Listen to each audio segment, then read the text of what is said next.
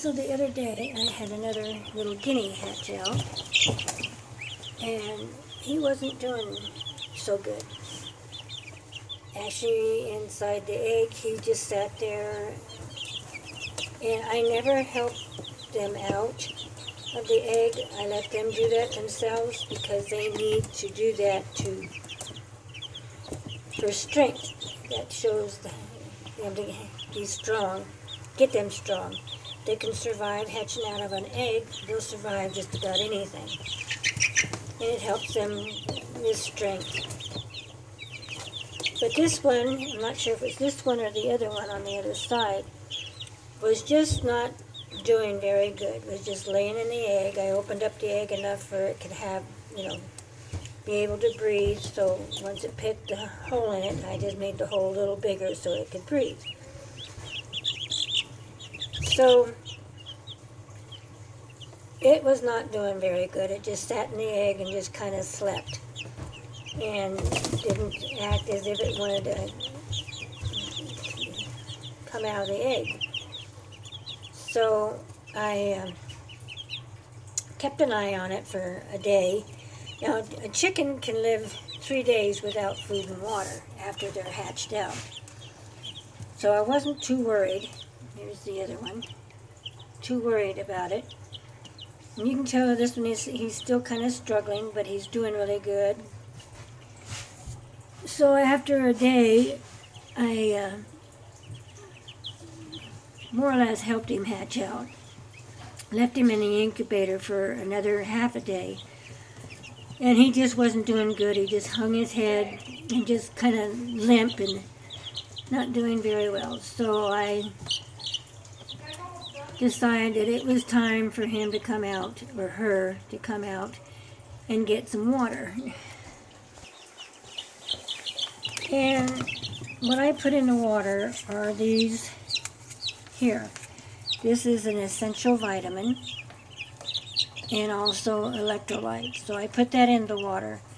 And it has a lot of vitamins and minerals in it to help them for strength. I also do that with like the ducklings, and when I bring them when they're hatched out and they come here, because of the long journey, I want to make sure that they stay strong and healthy. I also put this in the water, and it has oregano in it. And oregano is good. It has a lot of vitamin essentials, and it's good for the immune system. I don't know what happened to the little guinea buried back there with the rest of them. But it is good. It helps the immune system. It also helps with other diseases, such poultry diseases such as salmonella, infectious bronchitis, avian flu, and E. coli. It also has vitamin A, K, and folic, choline, and calcium in it. So oregano is good. And the Durastart has oregano in it. It also has sage in it. And sage is also a good source. It is an antibacterial. It has vitamin A, vitamin K, vitamin B complex.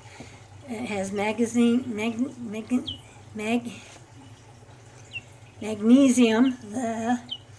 calcium, and iron in it. It also has rosemary in it, and rosemary is good for pain. It's a good pain relief for your chickens. And it also has magnesium, yeah, that word. Thyme is also good for like in the nesting boxes to help repel insects. It also aids in the respiratory health. It also is a antibacterial properties, vitamin D, vitamin C, potassium, and calcium. Ginger is also good for appetite and helps the circulatory system. It is also stimulates the blood flow, and it is good for adding it in the winter time when your chickens need to keep themselves a little bit warmer. But you can see how that little guinea is doing really well. And also cilantro is also good. It is good for bone support. It has vitamin K, vitamin A, C, and antibiotic, and folic and potassium. Now, all these minerals and herbs are all good for your chickens, and I used a lot of the herbs for my chickens. And like I say, the Durastart has sage. This is what it has in it. It has sage, and it also has cinnamon. It has sage, rosemary, and oregano in it. So it's all good for your chickens, especially chicks that are having a hard time starting. Now, I didn't expect that chick to really survive, that keet. I put him in here hoping that maybe they would help get him to want to eat. I dripped water in its mouth because I had the vitamin water in there and the electrolytes, so it could have been, a little dehydrated, so the electrolytes and the vitamins were good for it.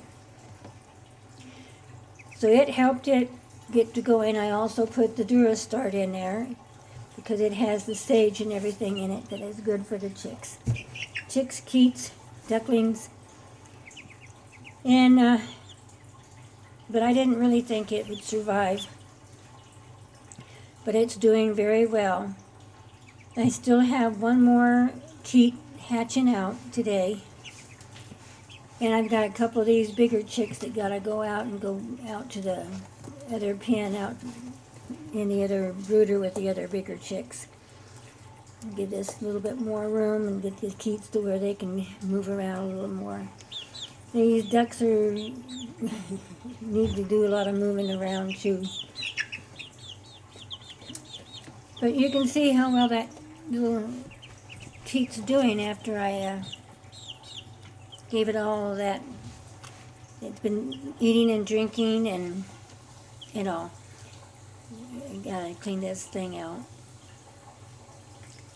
But anyway, please subscribe. Hope you enjoyed it. Hope you learned a little bit about the different herbs that you can feed your chickens to help them with their different things.